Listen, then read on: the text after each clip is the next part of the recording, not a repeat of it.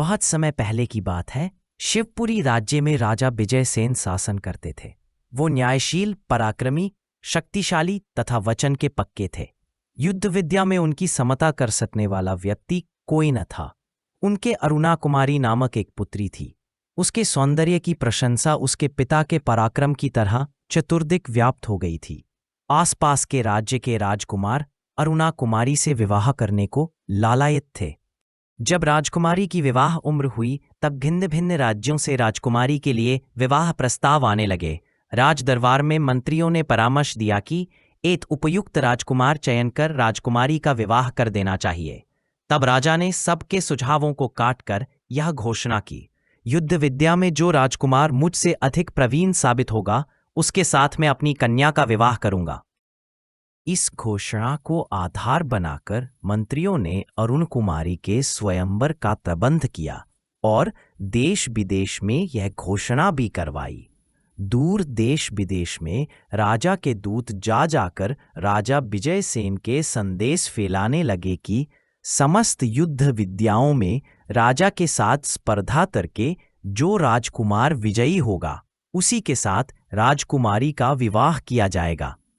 यह घोषणा सभी देशों में कराई गई, परंतु पड़ोसी राज्य शाकलपुरी में नहीं कराई गई, क्योंकि शिवपुरी तथा शाकलपुरी के बीच अपने पूर्वज के समय से गहरी शत्रुता थी। मगर शाकलपुरी का राजकुमार वीरसेन बहुत समय से अरुणा कुमारी के साथ विवाह करना चाहता था। एक दूसरे देश के राजकुमार के द्वारा उसे अरुणा कुमारी के स्वयंवर का समाचार मिला। तब वीरसेन उस राजकुमार के साथ मित्र के रूप में स्वयंवर में भाग लेने चल पड़ा। स्वयंवर के दिन अपनी अपनी राजकीय ठाट बाट के साथ देश विदेश के राजकुमार आने लगे। कोई घोड़े से आया, कोई हाथी से। शिवपुरी राज्य में उत्सव का माहौल था। वीरसेन भी अपने मित्र राजकुमार के साथ स्वयंवर के दिन शिवपुरी में पहुंच गए। स्वयंवर के दिन अन्य राजकुमारों के साथ वीरसेन ने भी घोड़े की सवारी, गदायुद्ध तथा धनुर्विद्या इत्यादि स्पर्धा में भाग लेकर सभी राजकुमारों को हराया। स्वयंवर में वीरसेन विजयी घोषित हुआ और राजा विजयसेन भी राजकुमार वीरसेन का युद्ध काल देख चमत्कृत हुए। अरुणा कुमारी वीरसेन के कंठ में वरमाला डालने ही वाली थी। उस वक्त विजयसेन ने वीरसेन के साथ आलिंगन करके पूछा, कुमार, मैं तुम्हारी प्रवीणता पर मुग्ध हो गया हूं। तुम किस देश के राजकुमार हो? तुम्हारा क्या नाम है? जब वीरसेन ने जवाब दिया, मैं शाकलपुरी का राजकुमार हूं, मेरा नाम वीरसेन है, तब राजा विजयसेन क्रोध में आकर गरज उठे, दुष्ट, तुम्हारी हिम्मत कैसे हुई इस स्वयंवर में भाग लेने की? तुरंत तुम यहां से चले जाओ। इस बार तुम्हें मैं प्राणों के साथ छोड़ देता हूं। वीरसेन का भी क्रोध भड़क उठा। उसी स्वर में वह भी बोला, आपने जो स्पर्धा रखी उसमें जब मैं सफल निकला तभी आपकी पुत्री मेरी वधू बन गई है। मैं भी देखूंगा कि उसके साथ विवाह किए बिना आप मुझे कैसे रोकोगे। इन शब्दों के साथ वीरसेन ने म्यान से तलवार निकाली। विजयसेन ने भी तलवार खींची। दोनों के बीच घनघोर युद्ध हुआ। उस युद्ध में विजयसेन के हाथ में गहरी चोट लग गई। जब विजयसेन का हाथ घायल हुआ तो वो थोड़ा रुक गए। ये मौका वीरसेन के लिए पर्याप्त था। फिर क्या था? तत्काल वीरसेन अरुणा कुमारी का हाथ पकड़कर अपने घोड़े पर बिठाकर अपने देश की ओर भाग खड़ा हुआ। जब तक राजा के सैनिक संभालते और पीछा करते तब तक वीरसेन राजकुमारी को लेकर बहुत दूर निकल चुका था।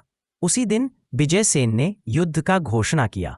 अपनी भारी सेना को लेकर शाकलपुरी पर हमला बोल दिया। दूसरे दिन प्रातःकाल शाकलपुरी की सेना युद्ध के लिए तैयार होकर आ पहुंची। सेना के अग्रभाग में वीरसेन के साथ अरुणा कुमारी भी थी। अपनी पुत्री को देखते ही विजयसेन ने युद्ध रोक दिया। अपनी पुत्री तथा जामाता को आलिंगन कर उन्हें आशीर्वाद दिया। उनके साथ शाकलपुरी में प्रवेश करके अपने जानी दुश्मन शाकलपुरी के राजा के साथ मित्रता की। अपनी पुत्री का विवाह वैभव के साथ संपन्न कर वह अपने देश को लौट आया। राजा विजयसेन के इस प्रकार निर्णय से कुछ मंत्री सहमत नहीं थे। उन्होंने प्रधानमंत्री से पूछा, प्रधानमंत्री जी, महाराज के इस व्यवहार का क्या मतलब है?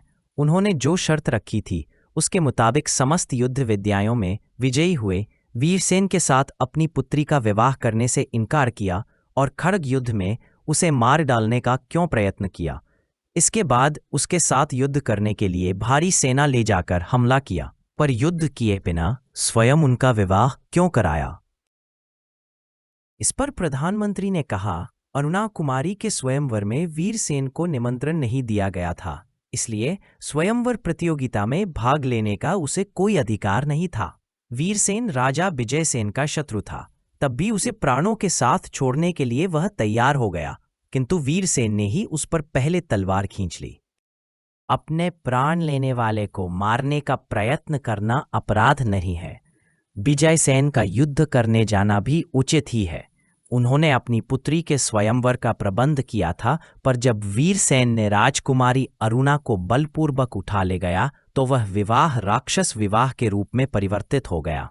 इसीलिए विजयसेन ने अपनी पुत्री को छुड़ा लाने के लिए युद्ध का प्रबंध किया। मगर युद्ध क्षेत्र में अपने साथ युद्ध करने के लिए अपनी पुत्री को स्वयं आए हुए देख महाराज को यह बात स्पष्ट प्रतीत हो गई कि वह उसे उठा ले जाने वाले के साथ इच्छापूर्वक विवाह करना चाहती है। राक्षस विवाह धर्म के विरुद्ध नहीं है, इसलिए विजयसेन ने प्रसन्नता के साथ इसे मान लिया और अपने दामाद के साथ शत्रुता को चालू रखना उचित न मानकर उसके परिवार के साथ मैत्री स्थापित की। प्रधानमंत्री जी के इस व्याख्या से सारे मंत्री संतुष्ट हुए और महाराज के इस निर्णय का भूरी भूरी प्रशंसा करने लगे।